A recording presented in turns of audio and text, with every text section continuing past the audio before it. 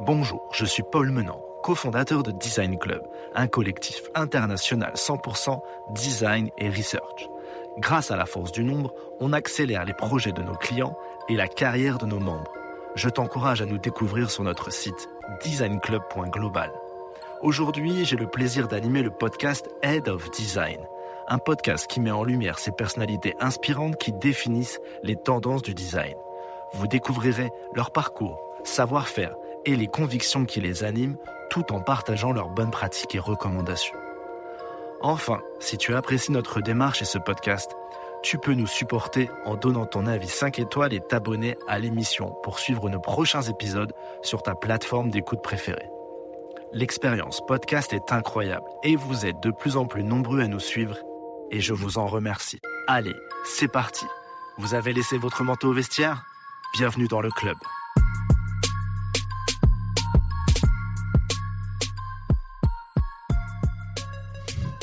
Hi everyone, I'm glad to receive today Rashmika Prasad, which is lead product designer at Gather. How are you, Rashmika? I'm doing good, thank you. How are you? Well, perfect, thank you. I'm so happy to have you on this podcast. The objective of today is to find out who you are, your career path you had, and also we'll speak about AI. We'll speak about Gather and how you join AI and Gather for the next beautiful feature of the product, and then we will speak about how the design is going. That's okay for you? 100%. Okay, great. My first question I love to ask to my invitee is when did you discover design in your life? I feel like it goes back when I was a child. I feel like I was always a very creative, artsy person. So I was able to bring anything to life. So yes, like you give me anything. I paint, I sketch, I still do. Okay. And even right now, I can find anything on the street and I can make something out of it. Okay. That's when I knew that, creative line is for me. But art is very different from design, right? Mm-hmm. So that's when I understood the value of functionality. Mm-hmm. Back when I was a child, I used to read a lot about, art and design cultures or like Gothic, culture, the Rococo movement. And I remember out of Rococo, I made like a teapot set. Or out of Gothic culture, I made like a gargoyle ashtray. So that's when I knew that I can translate concepts into physical active products. Okay. And that would just got me. And I think that is something, the value of functionality and creativity is what motivated me to pursue a design degree for the next 4 years. Okay. And so you are coming from Dubai? All your life was in Dubai, right? No. I have been born and brought up in multiple countries because of my father's job. But I was working in a company which was based in Delhi and Dubai. Okay. And we had international clients working for multiple continents. Okay. So, let us know how it is to be a designer in multiple countries. And could you tell us a bit more about which country where you lived and where you were a designer? So I believe that I have worked for 4 continents so far. Okay. Yes. And instead, I have lived and traveled, I think, across 24 countries by now.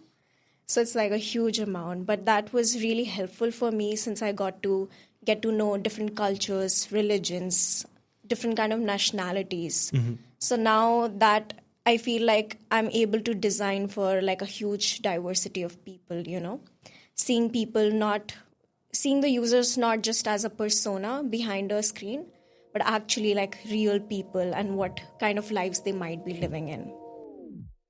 Une ponctuation pour t'informer que Design Club peut t'accompagner dans le recrutement de ton équipe design ou research. Nous saurons te trouver la perle rare en freelance ou en CDI. Enfin, si tu galères à mettre en place une recherche utilisateur multi-pays, sache que grâce à nos user researchers locaux qualifiés et un peu partout dans le monde, on saura le faire en quelques jours.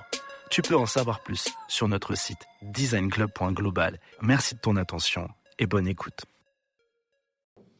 Okay, and on which country did you work as a designer? I would say I've worked in India, for the US, New Zealand, Ireland, UK, and living here in Spain now. I work from EMEA region. Yeah. Yes, and I have worked for clients in UAE as well. Okay, and can you share some design differences between all these countries? Of course. So in terms of interface design specifically and user experiences, I would say that very small little things that I could see that there's a huge difference. For example, let's talk about tonality. Like, a lot of Western countries, you can use casual tones as well. Like if I'm designing an inline text or like a button text, for UAE, I would write proceed in a button. Yeah. Okay. But if I'm designing the same button for, let's say, USA or London, probably I can also write let's go in the same button. You see the difference? So yeah, it's more about UX writing. Yeah. More than the. So the tone changes, Okay. I mean, also it depends on the kind of product, but like the tone can be more casual and more slang in, let's say, USA or UK. And in terms of visuals, tolerance as well, you will see a lot of like Japanese websites. If you'll see, it's very filled.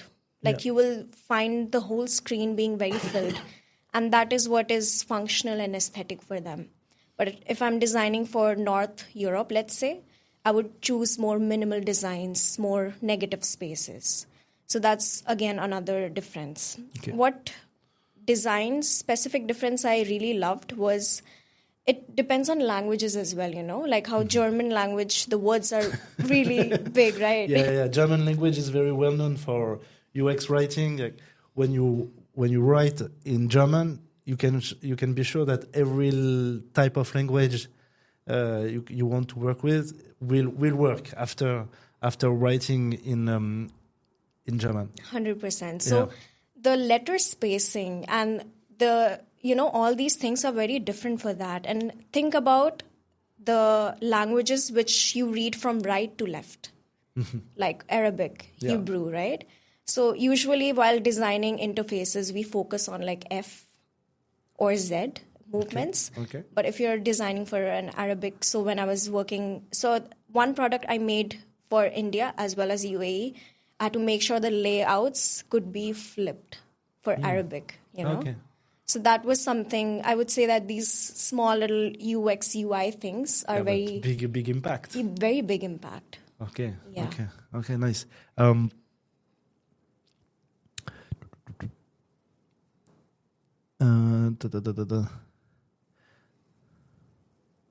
Well, let's speak now about Gather.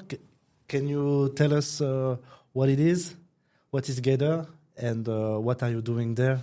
And what is the purpose? I'm sorry to interrupt you, but Yeah. in the previous section, I think we had the feature section question also. Yeah. Yeah, do you want to... Yeah. Can you show the...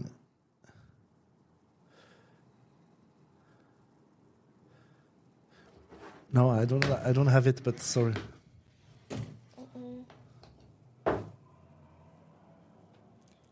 The last question, yes. Yeah, here. okay. Yeah. I will do it. Okay, thank you. Okay.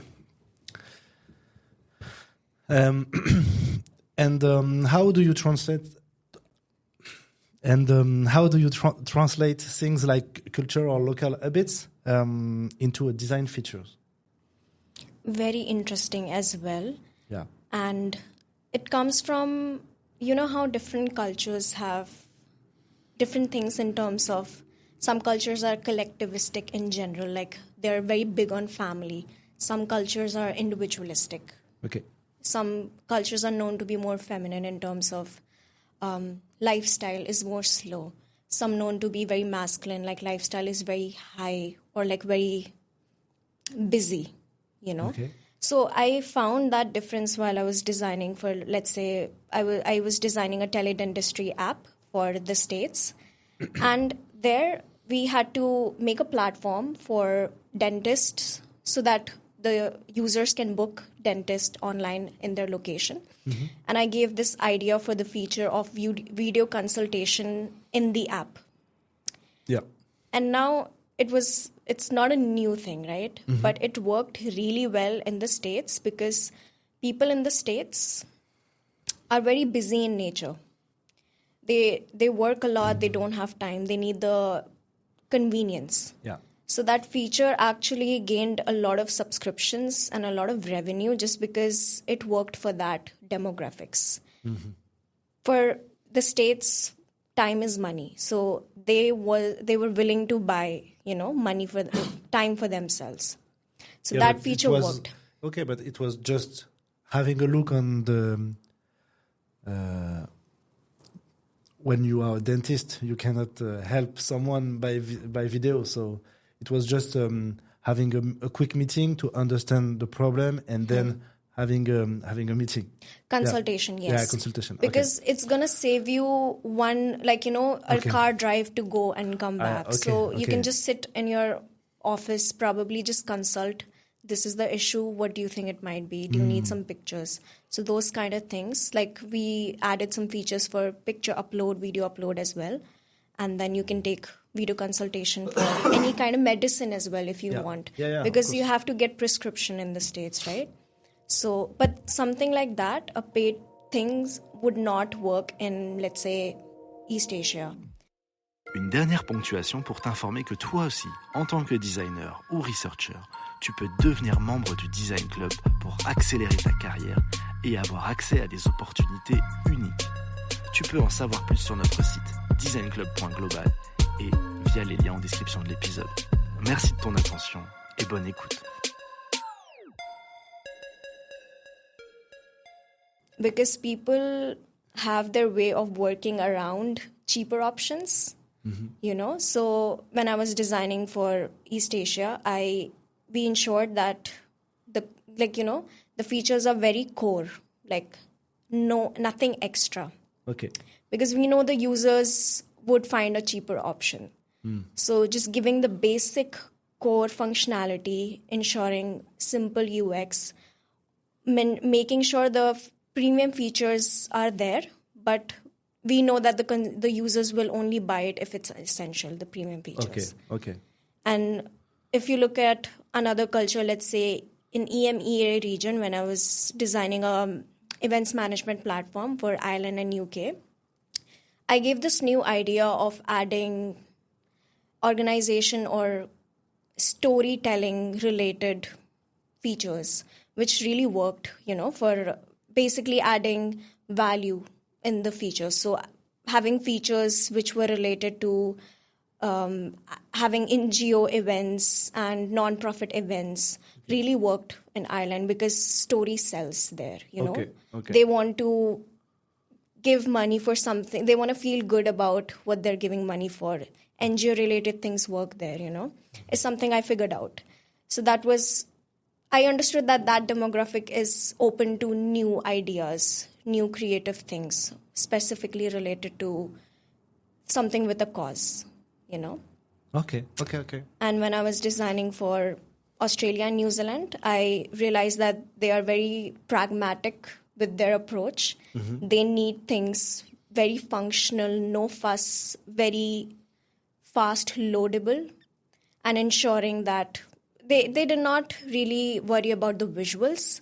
They were more into functionality. I mean, also it differs product to product, but it was very clear for me to understand that different features work in different demographics just because the people are very different in each places. And you find out all these things thanks to user test and user interview and also your background as a traveler.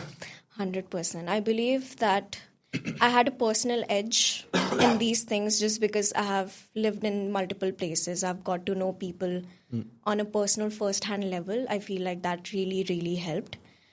And of course, even despite that, you still need to do user research. Yeah, okay. And when you talk about the Australian, I think it's a combination of East Asia way of thinking and also the Irish one and the UK one. and that's Australia. When you go there, you understand that this country is the combination of the two Yes. of the two sides. Okay, nice. Could you tell me a bit more about what you are doing now in Gather, and what is Gather? And then we will talk about your project in AI with this company. Sure.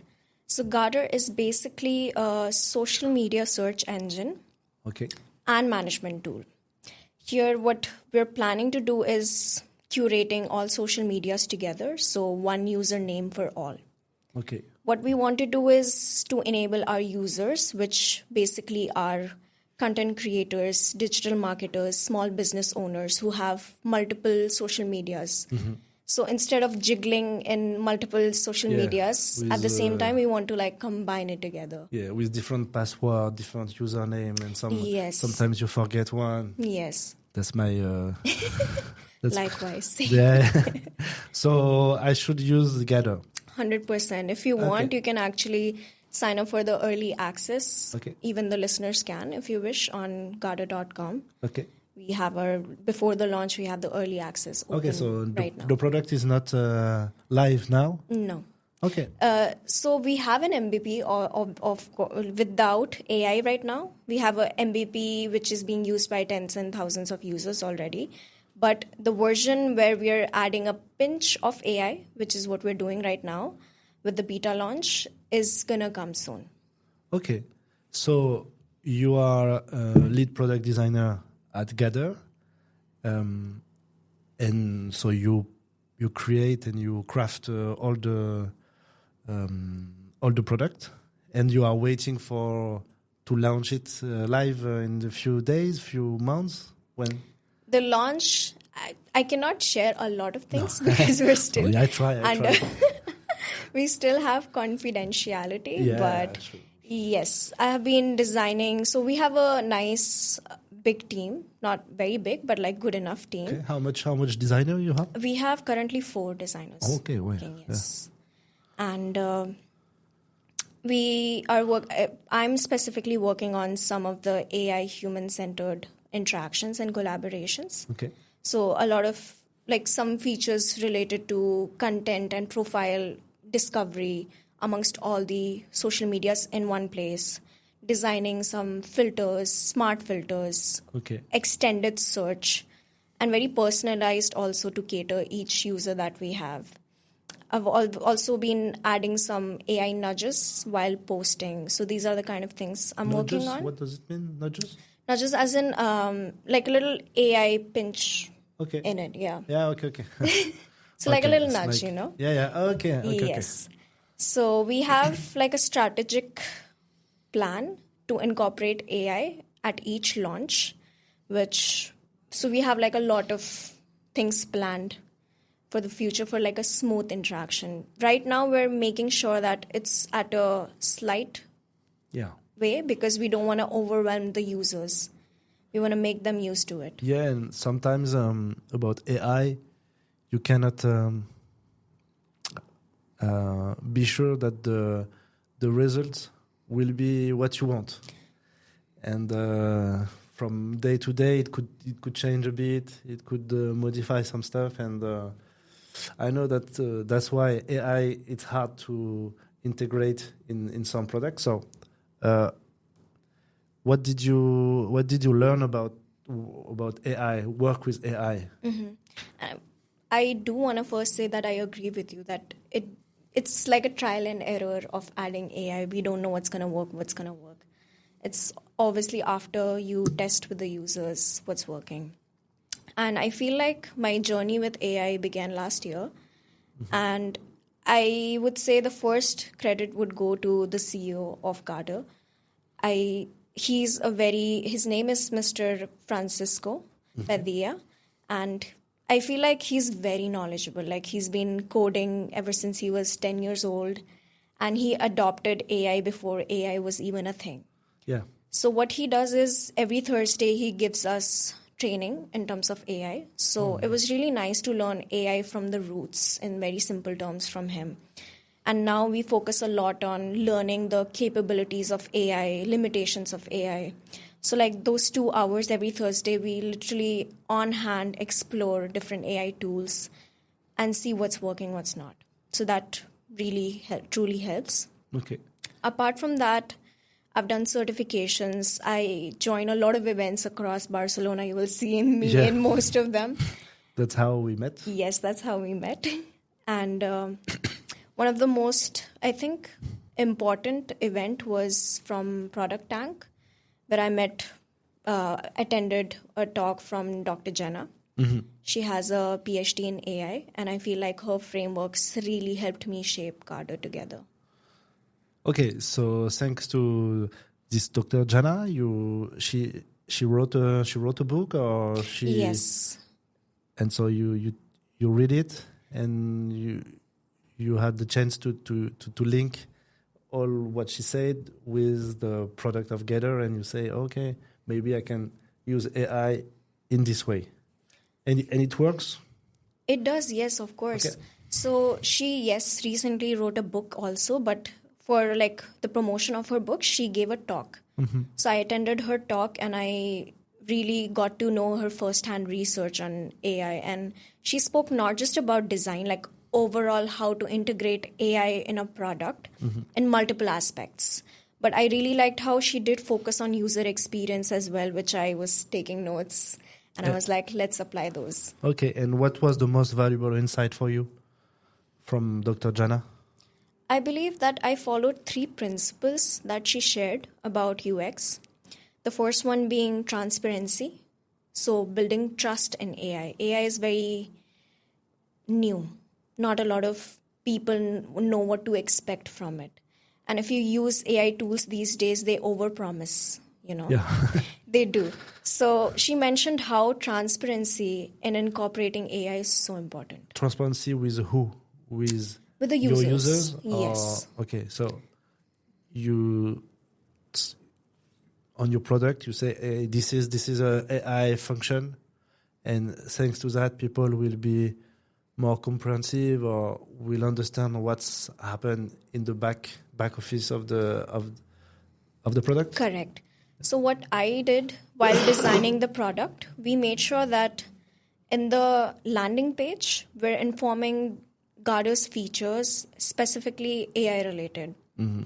If there's any AI involvement, what are its capabilities? What are its limitations? Okay. Also giving a nudge product demo. You can Okay. check how it's working, We don't want to overpromise. We don't want to underpromise. We want to let you know what we can do right now. Okay. So that was something that was really valuable from her insight. And in my designs, I made sure that I'm clearly labeling any AI involvement. So using gradient colors or simply just saying AI suggestions. Okay. So informing the users that you are in control. Like, you can do everything manually, but the moment AI is being involved, you will know. Because if AI did something wrong or tell something wrong like that, you can say, "Oh, sorry, this is AI. It's not what we think as a company." I don't know which kind of prompt it could happen, but Yes. sometimes people have crazy idea. Truly, yes. Yeah. Correct. So it's very important to build that trust with the users. Even in designs which are not incorporating AI. So even normal design flows, I've ensured that I'm designing a lot of live previews, so that the users gets informed about the process that's going on. A lot of inline text, a lot of error text, even in the things that does not involve AI, because we want to gain the overall trust of the users in both AI, non-AI functions. Okay, so you talk about transparency. What was the second one? The second one was user control. Okay. And this is something I combined from Dr. Jenna's findings as well as the certification I've done. So basically, if AI is being involved, you give the user control over using it, stopping it, dismissing it. So if there's any function, so first the function is you allow the users to manually do the task, giving the option that AI can help you to do that task also. Upon clicking that, okay, yes, I need AI's help, or I click generate. Users get the control to pause it in the middle, or once the results are generated from AI, giving options to users to easily dismiss it, change tone and everything, all these things. So the user feels in control all the time, because we're at the second stage where we're just adding a pinch of AI. So it's still a lot of manual work that needs to be done. Yeah, everyone is learning about AI, and that's the beginning. Well, sometimes we say that everyone wants to put AI in every product because the VC wants it. Because if you don't have AI in your product, you will be dead in a few months now. But you have to warn your user about that, and give the power to them to use or not the AI. Okay. Correct. And the third one? The third one is simplicity and balance. Okay.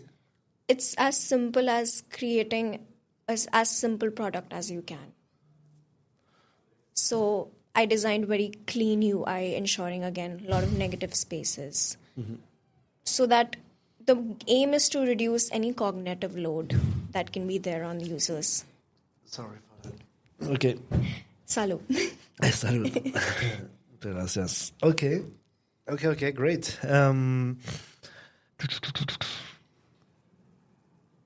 Yes, that's the last question I wrote. It was about in Gather. I don't know if you can tell everything about Gather, but can you share to us an example of where AI made a difference for the product? Like, thanks to AI, the product is very better, whereas there is no AI. Do you have an example of that? We do have internal numbers, but I won't be able to explicitly share specific features, what they're doing, because again, before the launch, I cannot share this.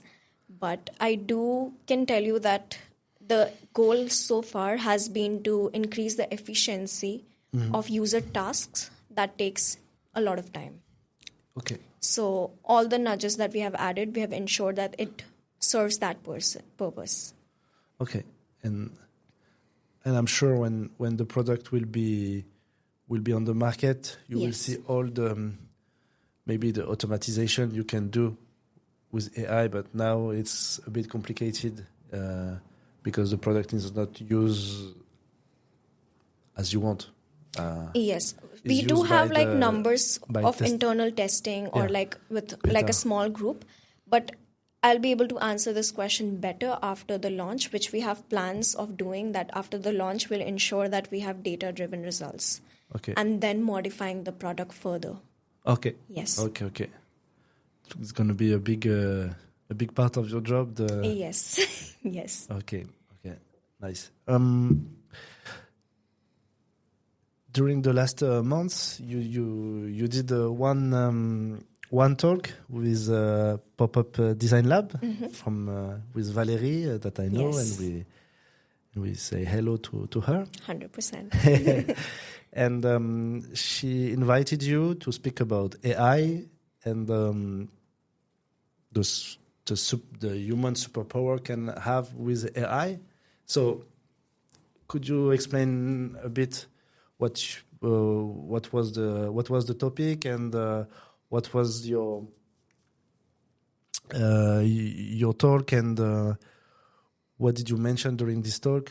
I don't know if it's on YouTube or I've published two articles of part 1, part 2 of the talk. You can check it for sure. Well, everyone is listening. Let's go to have a read on this article. So, could you tell me a bit more about the human superpower in the AI era? Sure. My really, really favorite part of the talk was this part. It's the second part of my talk. And I really mentioned about the powers that we have as humans over AI, which is more than just emotions. You know? Because a lot of person is scaring about AI. So Replacing you, yes, Yeah. correct. And in fact, I did see a news which I discussed in the talk as well about AI is having anxiety. Have you heard about the news? No. Okay. So when I read this, and I'm like, everyone says that AI cannot replace us because only humans can feel emotions, but AI is feeling anxiety. That is emotion, right? And I studied a little more about it. And yes, there has been a proper psychological research done where they performed an anxiety test, which they do on humans on AI, ChatGPT, and it did show higher signs of anxiety. But then I took like a step back and I actually really thought that AI can maybe mimic emotions, but it does not replace lived experiences, cultural nuance, nostalgia, these things that human can experience. Okay, I'm not sure if you're comfortable answering this on a podcast, but have you ever had a heartbreak in your life? Of course. I'm sure at least one, right? Yeah, one for sure. Yeah. One for sure. So similarly, like that, even Mark Zuckerberg had one, and he created Facebook, Bumble, Meetup. These products were a result of emotion and action. Even Uber, Duolingo, these products are a result of people's personal pain. So your human superpowers are not just your emotions of heartbreak, which are very unique to us. Like humans can feel heartbreak, we can feel sickness, we go through childbirth, the smell of the rain, that's nostalgia for us. Yeah. The cultural differences, for example, in East, it's an unsaid rule that you have to take off your shoes before entering a house. These unsaid social norms. There's so many things as us humans we live by, which cannot be experienced by AI yet. I'm hoping that it will not give birth anytime soon. But what is more powerful than that is when we give meaning to those emotions, when we derive solutions from our personal pain into products, into services. I believe that is our superpower as a human being. AI can generate, but we are the one who decides what's worth generating. Yeah, and what kind of product have an interest for us because we are living, we know each other. Well, we have meetings, we discover culture, we discover some pain, and the AI didn't live that. Yeah, solving real pain, real life pains. And good stuff also, not just pain. Of course, of course. Life is not just pain, no? Of course. Okay. Making life efficient, I believe. Yeah. I wrote down a question is, what kind of design decision can AI never make? We talk a bit about that, but maybe you can be more precise. Precisely speaking, I believe human judgment in terms of contextual product trade-offs. For example, what to prioritize in this launch, what to prioritize in the next launch. Only a human can make that judgment depending on the business constraint, like the kind of budget that project has, ethical considerations, brand message that they want to give, the user pain point, of course. And lastly, the team bandwidth. You never know, someone's sick, the main developer who's developing this thing is sick. So these are the very real life issues where you have to make the judgment of you have to balance that judgment. And I believe that is something a human decides. Things like intuitiveness. I actually have this one experience which was very funny, which is very, on a very raw human level. For example, I'm a right hand, like I've learned driving from my right hand. Okay. And in Europe, people drive on the left hand, right? Yes. Yeah, Yes. right hand. Yeah. So when I'm walking and if someone comes, my first intuitive instinct is to move right to give them a pathway. And their first intuitive instinct to go to left, which is on the same side for both of us. Yeah, okay. You know? So that tells us about our human intuition, you know, like our movements. That affects how we use a different product, you know.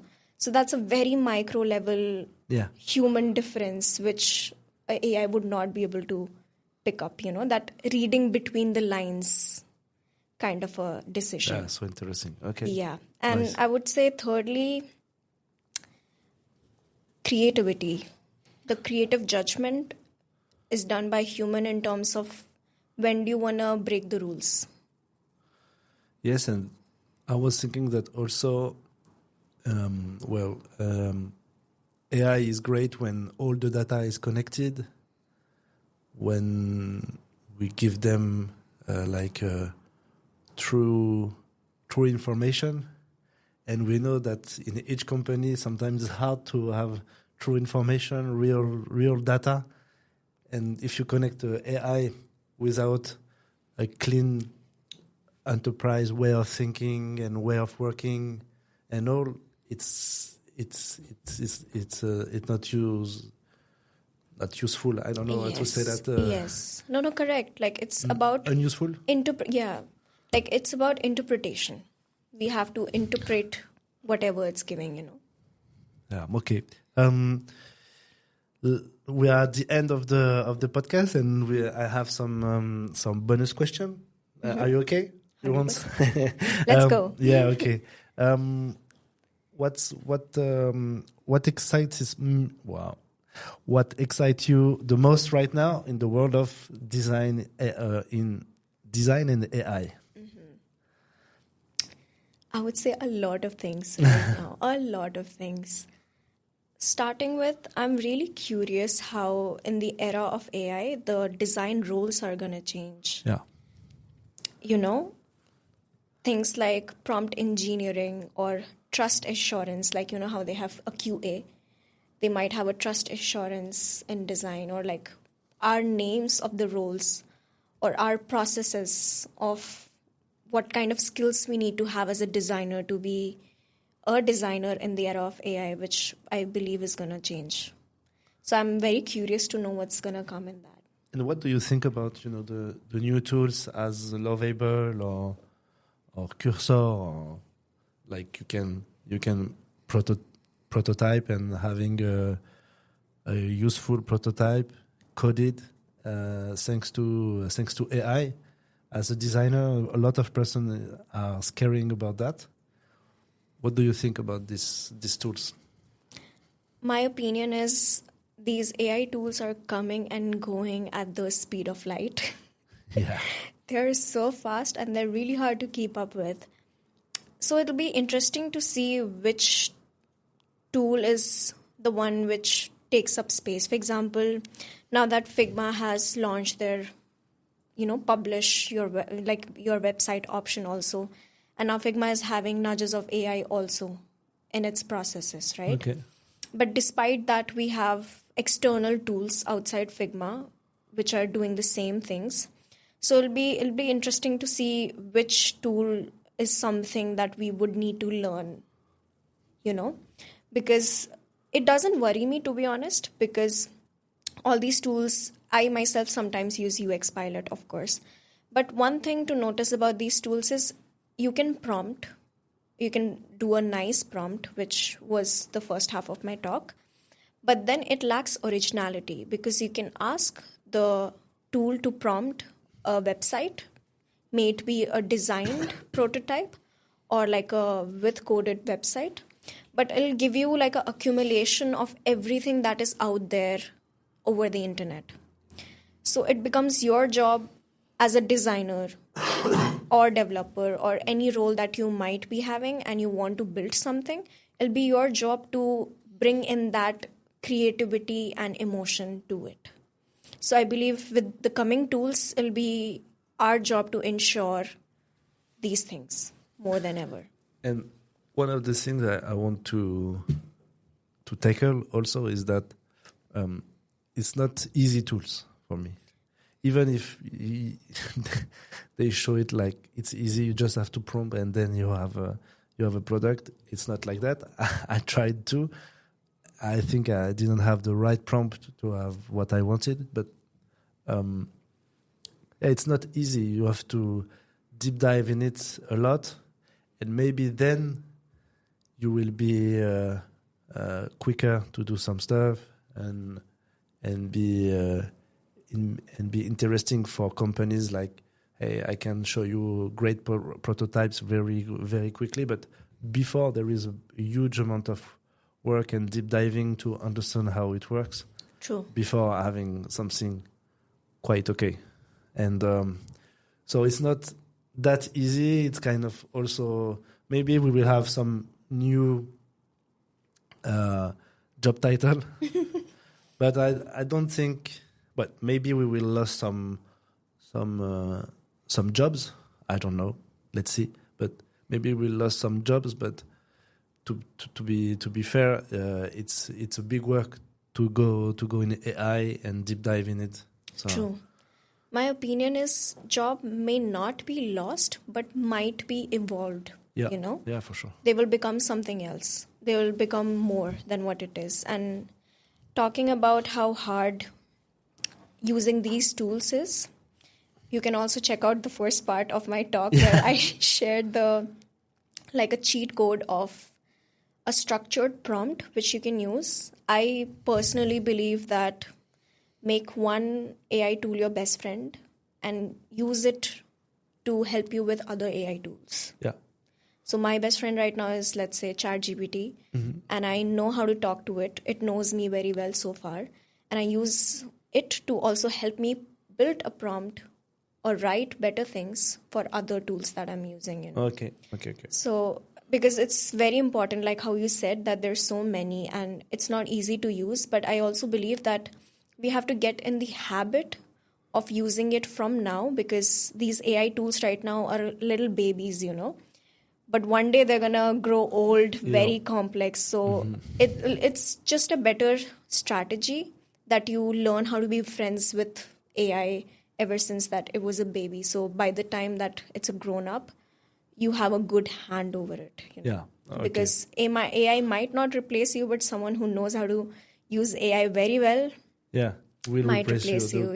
The designer who knows how to use AI will replace the designer without AI.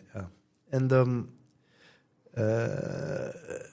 what advice would you give to a young designer who want to work with AI? Or, well, what kind of advice, more globally, what kind of advice you give to a young designer? I would say stay updated, but with a balance. Because first-hand experience, I can say all these tools get overwhelming. You wake up every morning and there's a new AI tool in the market. There's a new AI upgrade in the market. It's very hard to keep up, yeah? So I recommend saving all the content, post, follow as many AI experts as possible, not just in design, but in other domains also. See what they're doing. Try to understand how it works, you know. Save all the content, but within 1 week, maybe give 1 day and like slot of 2 hours to actually practice it, you know. Okay. Because it can get overwhelming to do all of these things together. Save everything in those 2 hours, sit and do a first-hand explore, at least every week, you know, to keep up with all the content that's going on. Oh, okay. Nice idea. I had a question, but I forget it. Okay. What I love also to finish my podcast is I have 3 more questions. The first one, and I think they are the most difficult question. Okay. To be fair with you. The first one, that's the easiest. The first one. Do you have a link or a person, a company? You follow them to be updated in your work as a designer? A website? I don't know, like information feed you are looking for. Yes, I have a lot of sources. So 2 people, let's say 3, including Dr. Jenna, which I have already discussed. I do keep up with her a lot because she has a PhD in AI. She has firsthand her own research given. So just to say to the people hearing us, Jana is Janna, and his name is Lipenkova. Yes. And the second one being Ziran with an X. I hope I'm pronouncing it correctly. Yeah. Ziran with an X, Xiran. Okay. Yes. And I really love his content. I think he has started his own article session as well, which every week he has a newsletter. He explores and talks, like he gives the latest AI updates in terms of specifically product design. And I really, by the book, follow his tools, Okay. Like really, really helpful. And another one, I would say Ansh Mehra. So these 3 people I really look up on LinkedIn to ensure that I'm updated with all these things. Okay. In terms of tools, I have a website. I do not remember the name, but I can give you to provide. Yeah. So it actually has, it's like a Google of AI tools. Wow. Yes. So you can check what are the latest ones, what it is for, because let me tell you, there's an AI tool for every single activity that you can do. And every day you have an update. Okay. Yes. Okay, nice, good.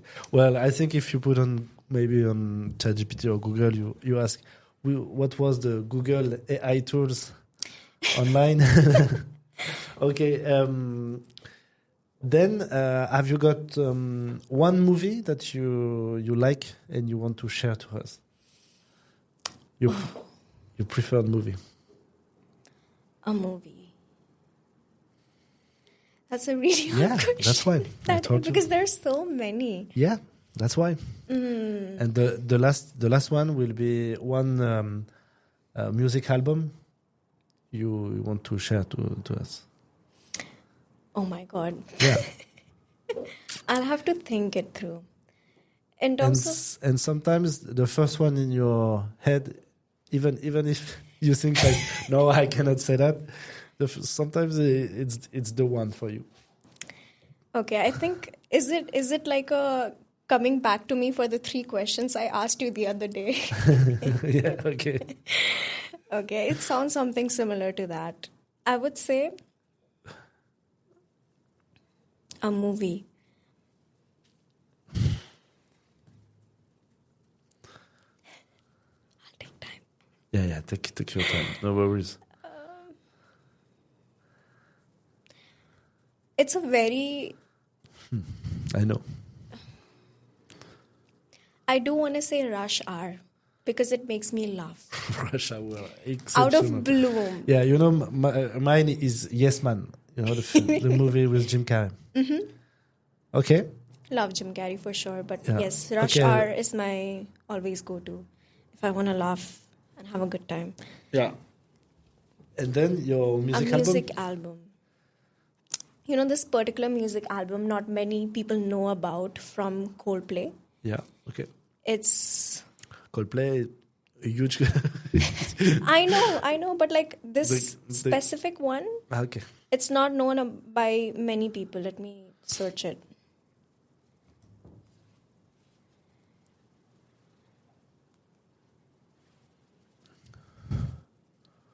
And I think he has not performed many. So you have to deep dive in the Coldplay album. Yes. Because I know the name of the songs.